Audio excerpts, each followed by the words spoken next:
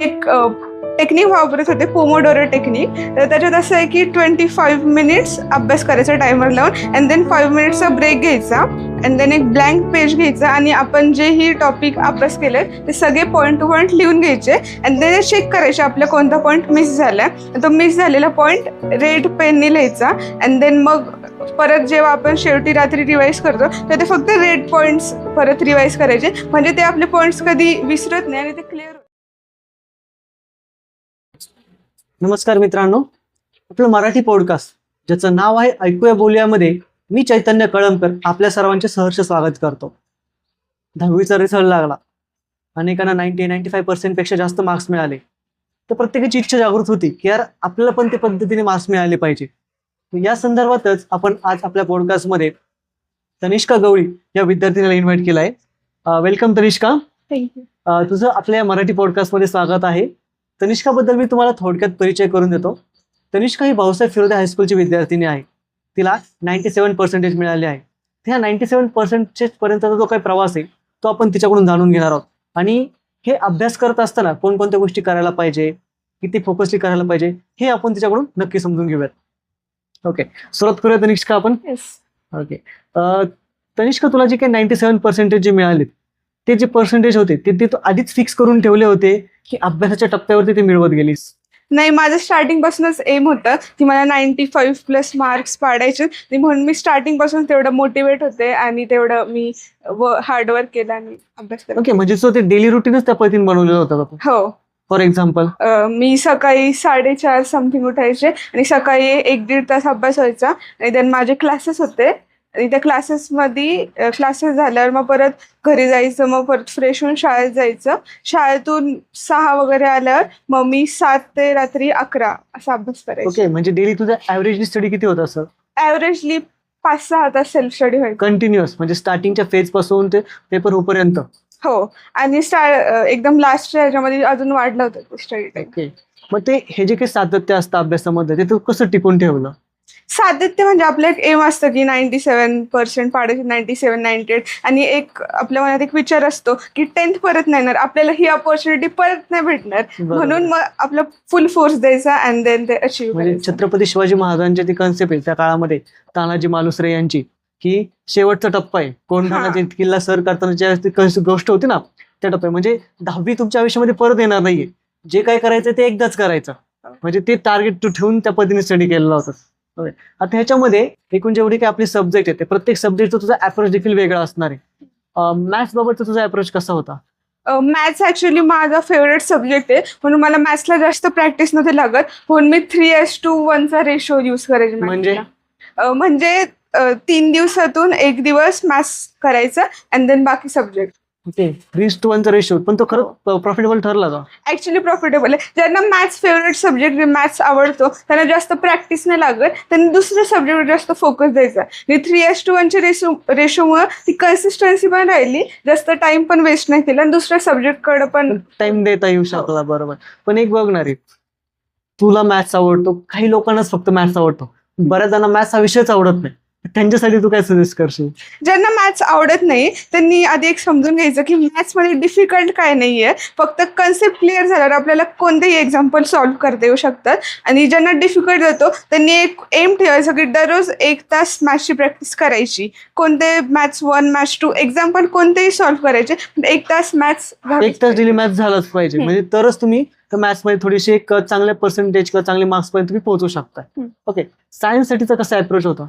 सायन्ससाठी मी कन्सेप्टवर जास्त फोकस केला होता. माझे कन्सेप्ट क्लिअर असल्यावर मी करायचे, आणि मी एक टेक्निक वापरत होते, पोमोडोरो टेक्निक. तर त्याच्यात असं आहे की 25 मिनिट्स अभ्यास करायचा टायमर लावून, अँड देन 5 मिनिट्सचा ब्रेक घ्यायचा, अँड देन एक ब्लँक पेज घ्यायचा आणि आपण जे ही टॉपिक अभ्यास केले ते सगळे पॉईंट टू पॉईंट लिहून घ्यायचे, अँड देन चेक करायचे आपला कोणता पॉईंट मिस झाला. तो मिस झालेला पॉईंट रेड पेनने लिहायचा, अँड देन मग परत जेव्हा आपण शेवटी रात्री रिवाईज करतो तर ते फक्त रेड पॉईंट्स परत रिवाईज करायचे, म्हणजे ते आपले पॉईंट्स कधी विसरत नाही आणि ते क्लिअर होतात. ओके, कोणती टेक्निकचं नाव आहे त्या? Pomodoro technique. पोमोडोरो टेक्निक म्हणजे खरंच युजफुल आहे. म्हणजे बऱ्याच वेळेस आपण अभ्यास करताना कसं करतो, पुस्तक घेतो अभ्यासाला आणि कंटिन्युअसली 1 स्ट्रोक स्टडी करतो. तसं करण्यापेक्षा अशा वेगवेगळ्या ट्रिक्स वापरून, टेक्निक वापरून आपण आपला टाइम पण युटिलाइज करू शकतो आणि आपण कन्सेप्टनी पण तेवढंच परफेक्ट होऊ शकतो. तुझ्या ज्या सायन्सच्या कन्सेप्ट क्लिअर झाल्यात त्या क्लिअर होण्यामागं तू किती मेहनत घेतली होती? सायन्सचा कन्सेप्ट क्लिअर झाला आणि माझे टीचर होते माझा क्लासचा दादा, त्यांनी पण खूप हेल्प केली. म्हणजे सगळे कन्सेप्ट एक ना एक क्लिअर झाला आणि आम्हाला दादा प्रॅक्टिकल एज्युकेशन द्यायचा. म्हणजे लेन्सेसचे चॅप्टर असो किंवा रिफ्रॅक्शन ऑफ लाईट, ते सगळं प्रॅक्टिकली करून दाखवायचा. सगळे लेन्सेस दाखवले होते म्हणून ते क्वेश्चन आल्यावर ते इमॅजिन व्हायचं की असं असतं, मग इमेज अशी क्रिएट होती आणि देन मग ते क्वेश्चन सॉल्व्ह करता यायचा नीट. ओके, सायन्स सध्याचा अप्रोच झाला, पण समजा हिस्ट्रीचा किंवा जॉग्रफीचा त्याबद्दल कसं पॅटर्न ठेवला होता अभ्यासाचा? नाही, हिस्ट्री मला आवडत नव्हतं म्हणून हिस्ट्री मी तर त्याच्यामध्ये खूप सारे डेट्स असतात त्याच्यामुळे डेट्स थोडे एकदम मेन पॉईंट लक्षात ठेवला होता. हिस्ट्री मी जस्ट लर्न केलं होतं, बट जॉग्रफी मला आवडायला लागला होता. जॉग्रफीचं मी एकदम स्टोरी समजून घ्यायचे आणि देन क्वेश्चन आल्यावर तो इझिली सॉल्व्ह करता येत होता. ओके, डायग्रामच्या बाबतीत विचारायचं झालं किंवा जे सायन्समध्ये मागाचा क्वेश्चन राहिला माझा, तू डायग्रामच्या बाबतीत मागे एकदा बोलताना बोलली होतीस की डायग्राम माझ्या परफेक्ट नाही, पण तरी पण तू शेवटच्या टप्प्यात त्या परफेक्ट केला. तर ते कसं मॅनेज केली ती गोष्ट? डायग्राम मी खूप मेन डायग्राम केला होता आणि त्या पण मी खूप वेळेस 5-6 वेळेस पूर्ण एका मागे एक त्या डायग्राम काढत होते आणि त्या परफेक्ट करत होते. त्याच्यामुळे ते इझी झालं. हो. ओके, तर लँग्वेज बाबतचा तुझा अप्रोच कसा राहिला होता? लँग्वेजसाठी मी इंग्लिशसाठी तर बाकी तर पॅसेज वगैरे सगळी रीड करून की पॉईंट्स हायलाईट करायचे, बट रायटिंग स्किल असतात तर मी दररोज एक रायटिंग स्किलचा टॉपिक घरी प्रॅक्टिस करायचे. सपोज म्हणजे आज लेटर केलं तर उद्या न्यूज केलं, दररोज एक कंपल्सरी टॉपिक मी घरी प्रॅक्टिस करायचे, म्हणून ते कन्सिस्टन्सी राहिली. ओके, म्हणजे तू ते असं मनचं पूर्ण प्लॅनिंग करून ठेवलं होतंस? हो, मी एक प्लॅनर बनवलं होतं की त्याच्यामध्ये पूर्ण मंथमध्ये पूर्ण डेला कोणती प्रॅक्टिस करायची, कोणत्या रायटिंग स्किलचं करायचं, डायग्राम कोणत्या करायच्या, सगळं मी एकदम स्केड्यूल करून ठेवलं होतं. त्याच्या वेळीच अभ्यास करायला सोपं जातं आणि कोणता पॉईंट मिस पण नाही होत. ओके, आता ह्याच्यामध्ये बघ ना, अनेकदा मुलं म्हणतात की मला मॉर्निंगला स्टडी खूप छान होतो, काही जण म्हणतात माझा नाईटला स्टडी छान होतो. तुझ्या बाबतीत कोणता टाइम जास्त प्रिफरेबल होता? मी ऍक्च्युली मॉर्निंगला मी लवकर उठायचे 4-4:30ला. सकाळी माझं व्हायचं, माझं रात्री जागणं नव्हतं होत, माझा रात्री अभ्यास नव्हता होत जास्त, मी सकाळी जास्त उठायचे. ओके, म्हणजे मॉर्निंग करूनही स्टडी होऊ शकतो आणि इव्हिनिंगला किंवा नाईटला जरी म्हणायचं तो पण ती गोष्ट पॉसिबल आहे. तो आपला अप्रोच असतं, बरोबर, ते पण महत्वाचं आहे. आता ह्याच्यामध्ये ना, ह्या प्रिपरेशन मध्ये बोर्डचे जे काही PYQs आहेत ते पण खूप महत्वाचे असतात, त्याबद्दल काय सांगशील?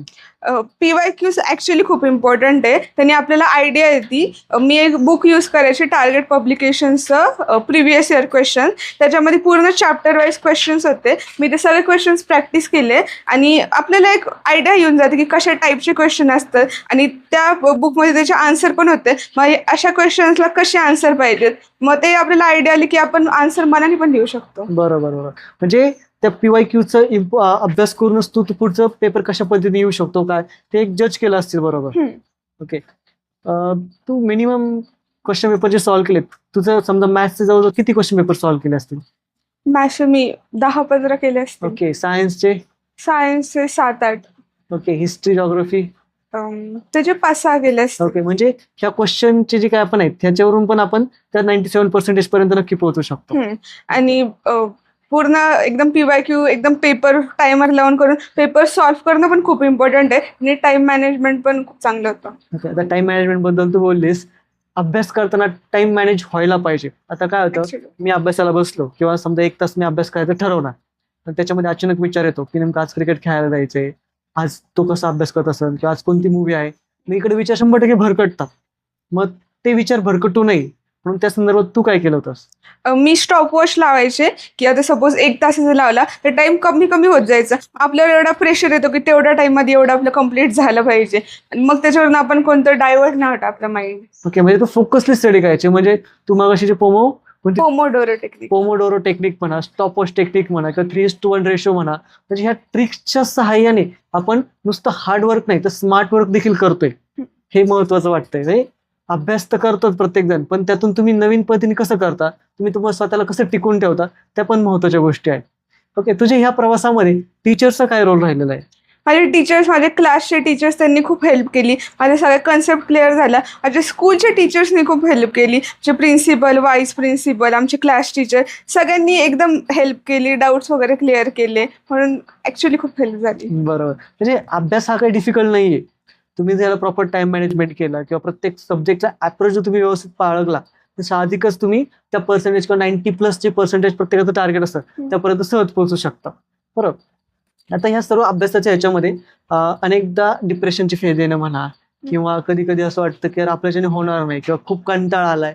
मग ह्या गोष्टी तू तुझ्या ह्याच्यामध्ये पण आल्या असतील प्रवासामध्ये, तर त्या गोष्टी तू कशा हँडल केल्यास? त्या गोष्टीला ऍक्च्युली मी माझ्या रूममध्ये माझ्या कबर्डला एक स्टिक केलं होतं, एक पेज, की त्याच्यामध्ये लिहिलं होतं की 95% प्लस. तर ते मी जेव्हा पण डिमोटिवेट होते तेव्हा मी त्याच्याकडे बघायचे, आणि परत तोच थॉट होता की 10th परत नाही येणार, हा चान्स आपल्याला परत नाही मिळणार, म्हणून फुल आपला फोर्स द्यायचा आणि मॅक्झिमम मार्क्स. मॅक्झिमम मार्क्स पर्यंत कसं पोहोचता येईल त्याचा फोकस आहे प्रश्न. म्हणजे बघ, सर्व विद्यार्थ्यांना तेच आव्हान असेल की तुम्हाला जरी किती डिप्रेशनची फेज आली, किंवा तुम्ही किती डिप्रेस जरी झाला, तरी तुमचं जे काही टार्गेट ठरवलेलं आहे तुम्हाला त्यापर्यंत पोहोचायचंय, त्याच्यावर फोकसची स्टडी करणं गरजेचंच आहे. आणि ते नुसतं करणं आहे, तर त्याच्यामध्ये सातत्य राहणं पण काय तेवढंच महत्वाचं आहे. आता ह्या प्रवासामध्ये बघ ना, आपले टीचर्स आपल्या सोबत असतात, आपले फ्रेंड्स देखील सोबत असतात, आणि आपले पॅरेंट देखील तेवढंच महत्वाचे असतात. फ्रेंड्स आणि पॅरेंट्सचं तुझ्या ह्या प्रवासामध्ये काय महत्वाचा रोल राहिलेला आहे? फ्रेंड्ससाठी आम्ही 2-3 जणी होतो, आम्ही ग्रुप स्टडी करायचो. मग काही कन्सेप्ट एक्सचेंज किंवा नवीन क्वेश्चन्स त्यांनी हेल्प असायची. आणि पॅरेंट्स म्हणलं तर सगळेच पॅरेंट्स काही लागतील ते देतात, बेसिक तर नीट सगळे पूर्ण करतात. पण माझ्या पॅरेंट्सनी कधीच मला प्रेशर नाही दिला की नाही आम्हाला 95+ पाहिजे, एवढेच पाहिजे. ते म्हणले तुला जेवढं जमतं तेवढं कर. डिमोटिवेट झाल्यावर प्रत्येक वेळेस मला मोटिवेट करायचे, असं प्रेशर कधीच नाही दिला की आम्हाला एवढे पाहिजेच म्हणून. ते म्हणत होते आम्ही खुश आहेत, तू 90% जा तरी आम्हाला काही हरकत नाही. काहीच हरकत नाही, बरोबर. म्हणजे रिझल्टचा दिवस ज्यावेळेस आपण प्रत्येक जण विचार करतो, अरे यार माझे किती मार्क्स येतील, किती पर्सेंटेज येतील, प्रत्येकासाठी ती खूप असं एक एक न्यू गोष्ट घडणार असते. कारण की तिथून तो लाईफ पार्टचा टर्न होणार असतो आपला, किंवा चेंजिंग पार्ट होणार असतो. मग हा खरंच खूप महत्त्वाचा प्रवास राहिलेला आहे. आणि तुझा हा जो स्ट्रगल आहे, किंवा तू ज्या पद्धतीने अभ्यास केला, की त्यातले जे काही टेक्निक्स आपल्या ह्या पॉडकास्टच्या माध्यमातून तू सगळ्या विद्यार्थ्यांसोबत शेअर केला, हे आमच्या विद्यार्थ्यांना नक्की पडतील. आणि त्या माध्यमातूनही ते त्याचा स्वीकार करून पुढे जायचं काय करतील, नक्की प्रयत्न करतील. तर मित्रांनो, तुम्हाला आजचा पॉडकास्ट कसा वाटला, किंवा तुम्हाला याबद्दलचे काही क्वेश्चन विचारायचे असतील तनिष्काला, तर तुम्ही आपल्या कमेंटच्या माध्यमातूनही विचारू शकता. किंवा याच्या व्यतिरिक्त असं वाटलं की आपण ह्या सब्जेक्टवरती चर्चा करायला पाहिजे, तर तेही सब्जेक्ट तुम्ही आम्हाला सजेस्ट करू शकता. तर असंच आपण आज या विषयावरती बोललो, भविष्यात आपण आणखीन वेगवेगळ्या विषयावरती बोलणार आहोत. तोपर्यंत तुम्ही जोडले राहा तुमच्या आमच्या या मराठी पॉडकास्ट सोबत, ज्याचं नाव आहे ऐकूया बोलूया. धन्यवाद.